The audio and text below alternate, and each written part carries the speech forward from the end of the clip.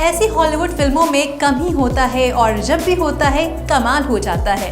अपनी अपनी शैली के दो दिग्गज कलाकार पहले एक कमाल के निर्देशक के साथ अलग अलग काम कर चुके हों और फिर दोनों कलाकार आपस में दोस्त भी हों और फिर एक दिन किस्मत मौका दे तीनों को साथ में काम करने का, अमर अकबर और एंथनी जैसा कुछ करने का।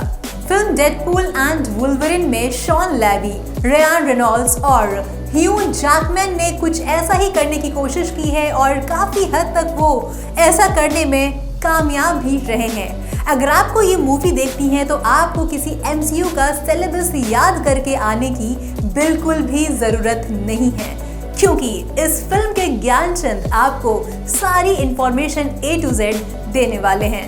फिल्म डेडपूल एंड वुल्वरिन दरअसल MCU के ध्यानचंद, ज्ञानचंद और करमचंद तीनों का लिटमस टेस्ट जैसा है। साल 2022 और 2023 में MCU के समर्पित फिल्में और 8 वेब सीरीज ने MCU के फैंस को उनकी आगामी फिल्मों को देखने के लिए और भी ज्यादा बागी बना दिया है।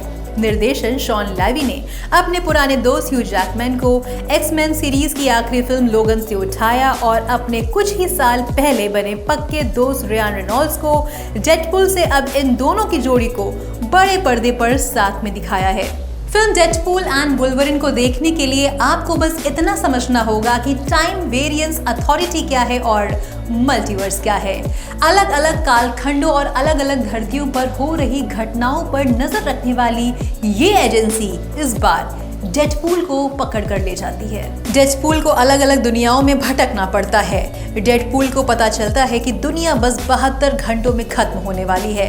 इसके बाद बहुत से यूनिवर्स में भटकने के बाद डेडपूल को ध्रुव शक्ति मिलती है। शुरुआत में डेडपूल एंड वुल्वरिन एक दूसरे से लड़ते हुए नजर आते हैं, जिसके बाद दोनों मिलकर दुश्मन के खिलाफ लड़ते हैं। शॉन लेवी के डायरेक्शन में बनी इस फिल्म की असली जान रियान रेनॉल्ड्स और ह्यू जैकमैन है।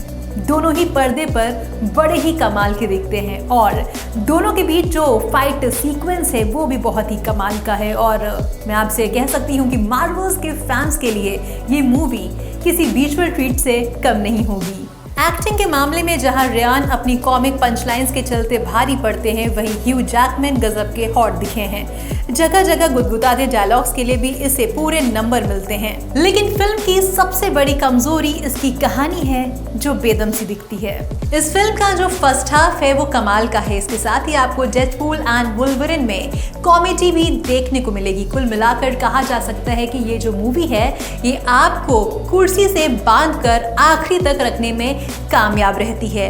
अगर आप कहानी के पॉइंट ऑफ व्यू से देखने जाएंगे तो थोड़ी सी निराशा जरूर हो सकती है, लेकिन अगर आपको एक्शन सीक्वेंस देखना बहुत पसंद है, अगर आप एक्शन के दीवाने हैं, तो ये मूवी आपके लिए जरूर बनी है। तो इतिराज प्रोडक्शंस की ओर से इस मूवी को मिलते हैं 3 out of 5 स्टार्स और इसी तरह हम आपके सामने आगे भी आते रहेंगे और किसी नए मूवी का रिव्यू करते हुए नजर आएंगे। तब तक के लिए बाय बाय, टेक केयर और देखते रहिए हमारा प्रोडक्शंस।